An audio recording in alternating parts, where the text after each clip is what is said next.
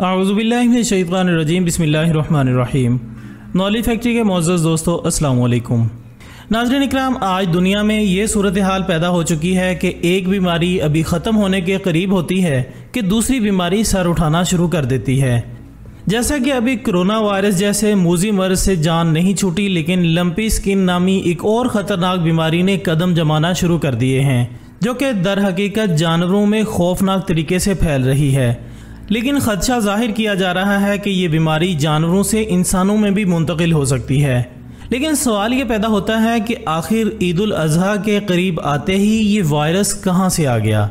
कहीं ये कोई साजिश तो नहीं जिसका निशाना मुसलमानों को बनाया जा रहा हो? आज की इस वीडियो में हम इसी मौजू पर गुफ्तगू करेंगे, लिहाजा आपसे गुजारिश है कि वीडियो को आखिर तक लाजमी देखिएगा। मोअज़्ज़ज़ नाज़रीन, लंपी स्किन नामी डिजीज़ मवेशियों और आबी भैंसों की एक ख़तरनाक बीमारी है जो कि निस्बतन बहुत ज़्यादा अमवात का सबब बनती है। ये बीमारी बुनियादी तौर पर कीड़ों के काटने से फैलती है और बाज़ सूरतों में बराह रास्त जानवरों से दूसरे जानवरों में भी फैल सकती है।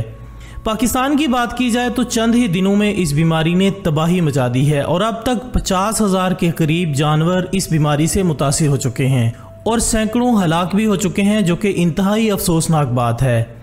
लंपी स्किन के असरात सामने आते ही सिंध भर में और अब पंजाब में भी दूध की फ़रोख्त में शदीद कमी देखने में आई है, जबकि अवाम की बड़ी तादाद ने गोश्त का इस्तेमाल भी रोक दिया है, जिसके बायस इस शोबे से वाबस्ता अफराद बुरी तरह मुतासिर हो रहे हैं। गोश्त एसोसिएशन के सदर का कहना है कि सोशल मीडिया पर बीमार जानवरों की तस्वीर वायरल होने के बाद कराची में गाय के गोश्त की फ़रोख्त में कमी आई है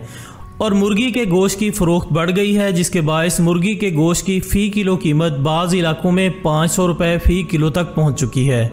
नाज़रीन, लंपी स्किन वायरस नामी बीमारी गुज़श्ता एक सदी से जानवरों में तशख़ीस हो रही है, लेकिन पाकिस्तान में ऐसा पहली बार देखने को मिल रहा है। सिंध ज़री यूनिवर्सिटी के प्रोफेसर डॉक्टर अब्दुल्ला आरेजो का कहना है कि जिस तरह इंसानों को चीचक या चिकन पॉक्स की बीमारी होती है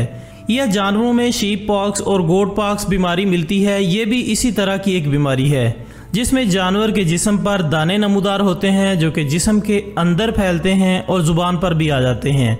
और फिर वक्त गुजरने के साथ साथ इन दानों में पीप भर जाती है और इन दानों में होने वाली तकलीफ़ की वजह से जानवर बैठ नहीं सकते। डॉक्टर आरेजो का कहना है कि दुनिया भर से बजरिया ट्रांसपोर्ट जब फल और दीगर अजनास की तिजारत होती है तो इसके साथ मक्खियाँ मच्छर भी आ जाते हैं, जो कि खित्ते में मौजूद बीमारियों के फैलाव का सबब बनते हैं। इनमें खून चूसने वाली मक्खियों, एडीज़ नामी मच्छर जो कि पीले बुखार और डेंगू वायरस जैसे अमराज के फैलाव का सबब बनते हैं, वो लंपी स्किन डिजीज़ के वायरस के फैलाव का भी सबब बनते हैं। नाज़रीन, इस हवाले से कुछ हलकों की जानिब से ये दावा भी किया जा रहा है कि ये बीमारी कुदरती नहीं बल्कि इसे खुसूसी तौर पर तैयार किया गया है और ऐन इस वक्त फैला दी गई है जब मुसलमानों के बहुत बड़े मजहबी त्यौहार यानी ईद उल अज़हा का वक्त करीब आ रहा है। आलमी मंजरनामे पर नज़र रखने वाले माहिरीन का कहना है कि ये सब इसलिए किया गया ताकि मुसलमान ईद पर कम से कम कुर्बानी का जानवर खरीदें और इस्लाम से दूरी इख्तियार करते जाएं। यही वजह है कि अब मवेशी पालने वाले अफराद खासे परेशान दिखाई दे रहे हैं, जैसा कि सिंध से ताल्लुक़ रखने वाले मोहम्मद आज़म ईद कुर्बान के लिए जनूबी पंजाब से 20 के करीब गाय लाए थे ताकि इनको पाल पोस कर मंडी में फ़रोख्त किया जा सके, मगर अब इन 20 जानवरों में से एक इस बीमारी का शिकार हो चुका है। मोहम्मद आज़म का कहना है कि मेरी गाय के जिस्म पर छोटे छोटे दाने निकले तो मैंने डॉक्टर से रब्ता किया तो उन्होंने मशवरा दिया कि इसको एंटीबायोटिक लगा दो,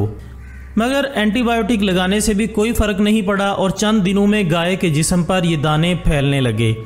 और इनका साइज़ भी बड़ा होता गया और फिर गाय बुखार में मुब्तला हो गई। इसकी पिछली टांगों में सोजिश हुई और इसने चारा खाना छोड़ दिया। इसका वज़न तेज़ी से गिरने लगा और बिल आखिर वो कुछ ही दिनों में मर गई। नाज़रीन, इसी तरह बेशुमार कुर्बानी के जानवर इस बीमारी की वजह से मुतासिर हो रहे हैं, जिसके बाद ये शक हकीकत के मज़ीद करीब होता जाता है कि ये इस्लाम मुखालिफ ताकतों की फैलाई हुई बीमारी है जो कि आहिस्ता आहिस्ता इंसानों में मुंतकिल हो जाएगी और पूरी दुनिया एक बार फिर तबाही के धाने पर पहुँच जाएगी। मारूफ स्कॉलर्स और आलमी माहिरीन ये कहते हुए नज़र आ रहे हैं कि हमारे नज़दीक ये वायरस एक मुकम्मल प्लान के तहत पूरी दुनिया में फैलाई गई है, जिसके पीछे आलमी खुफिया तंजीमें हैं जो कि किसी ख़ानदान के पसे पर्दा मखसूस लोग चला रहे हैं। ये वो लोग हैं जिनका कोई मजहब नहीं है और यही वो लोग हैं जो कि बराह रास्त शैतान के पैरोकार हैं। जाहिर में कुछ लोग ईसाई और कुछ यहूदी हैं, लेकिन ये सिर्फ एक शातराना शैतानी मंसूबा है जिसके बहुत से हिस्से और स्टेजेस हैं। ये खुफिया लोग मल्टीनेशनल फार्मास्यूटिकल कंपनीज के ज़रिए शदीद मगर खामोश साइड इफ़ेक्ट वाली दवाई तैयार करवाते हैं और फिर जब लोग इसे इस्तेमाल करते हैं तो आहिस्ता आहिस्ता इनके जिस्म में ख़तरनाक वायरस बनना शुरू हो जाता है। इस तरह आलमी सतह पर सैलाब बर्पा करना, पीने का पानी और अजनास में कमी पैदा करना, ये तमाम शैतानी पैरोकारों के एजेंडे हैं और इस वबा का ताल्लुक भी इसी शैतानी यानी न्यू वर्ल्ड ऑर्डर का हिस्सा है। इससे पहले Ebola virus, dengue virus, HIV, AIDS, hanta virus जैसी बीमारियों को मंजर आम पर लाना, वबा के आगाज़ पर ही इंटरनेशनल मीडिया की कवरेज देना और शह सुर्खियों में लगाना, तमाम आलमी लीडरों की इन पर बातें करना, लोगों को डराना और हरासा करना, लॉकडाउन और कर्फ्यू लगाना, इन सब बातों का यही मकसद है कि लोगों का जहन मुंतशिर हो जाए और इनके जहनों पर कंट्रोल हासिल किया जा सके। मौजूदा वबा को शायद 2-3 माह में कंट्रोल कर लिया जाए और इसकी अमवात की शरह भी कम हो जाए, लेकिन याद रखें कि हम अनकरीब ऐसी मजीद वबाएँ भी देखेंगे जो कि वक्फे वक्फे से हम पर हमला आवर होंगी। नाजरीन, हमें याद रखना चाहिए कि सिहोनियों का खुल्लम खुल्ला ऐलान है कि वो कोई और नहीं बल्कि खुदा की चहेती कौम है और तमाम दुनिया इसके ग़ुलाम के तौर पर पैदा की गई है। यहाँ तक कि अपने अलावा बाकी तमाम कौमों को ये ग्रोह तंजिया तौर पर गोएम और चुपाए कहकर पुकारते हैं। अगर किसी को इनके खुफिया मंसूबों से मुतालिक जानना हो तो इसे इन्हीं के बड़ों की लिखी हुई किताब the protocols of the elders of Zionist का लाजमी मुताला करना चाहिए। ये ऐसी किताब है जिसमें यहूदी सिहोनियों ने खुलकर बताया है कि वो किन किन रास्तों से दुनिया को ज़ेर-ए-निगी करेंगे और किन किन तबकों से अपनी साजिशों पर अमल दरामद करवाएंगे। मसलन एक जगह वो कहते हैं कि हमारे मुंतखब करदा हुकाम जिन्हें हम अवाम ही से ऊपर लाएंगे वो हमारे ताबे फरमान होंगे, वो हमारे मुशीरों और माहिरों के मोहताज होंगे। चुनाचे अपनी इसी साजिशी जहनीत और दुनिया भर को जेर करने की खातिर उन्होंने हर उस यूरोपीय मुल्क में गहरी साजिशें की जहाँ वो बस रहे थे। यही वजह है कि उस दौर के कट्टर ईसाइयों और कलीसियाई हुकूमतों ने, जो कि दरअसल कैथोलिक असल ईसाई अकीदे के हामिल थीं, अपनी अपनी रियासतों से इन्हें जबरी तौर पर निकाल बाहिर किया और कई ममालिक में इन्हें इज्तमाही तौर पर कत्ल भी कर दिया गया। एक और बड़ा मंसूबा इनका यह भी है कि दुनिया भर की तमाम हुकूमतें ख़त्म करके एक आलमी हुकूमत कायम की जाए जिसका दारुल हुकूमत यरूशलेम को बनाया जाएगा। चुनाचे अक़वाम मुत्तहिदा के क़याम को भी इनके इसी मंसूबे का एक हिस्सा समझा जाता है।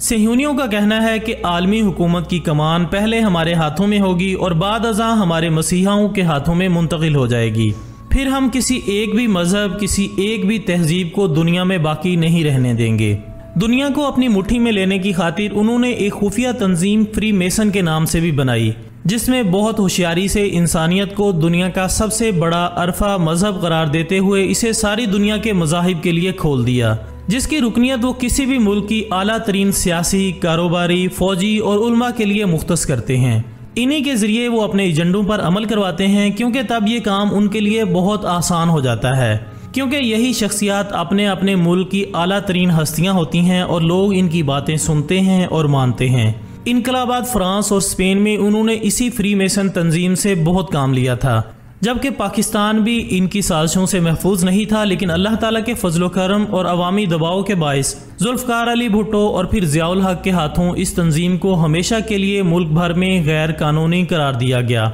ताहम बैरूनी तमाम दुनिया में इसके दफातर आज भी कानूनी तौर पर मौजूद हैं और खुलेआम काम कर रहे हैं, और हालिया वबा भी इन्हीं की कारस्तानी है ताकि मुसलमान ज़्यादा से ज़्यादा अपने मजहबी फरीज़े से दूर रह सकें। इसके साथ ही हमारी आज की इस वीडियो का इख्तिताम होता है। हम उम्मीद करते हैं कि आपको ये वीडियो ज़रूर पसंद आई होगी। इंशाल्लाह बहुत जल्द दोबारा मुलाकात होगी एक और अच्छी सी वीडियो के साथ। तब तक अपना, दोस्तों, रिश्तेदारों और गिरदुनवा के तमाम लोगों का बहुत ख्याल रखिएगा। अल्लाह हाफिज़।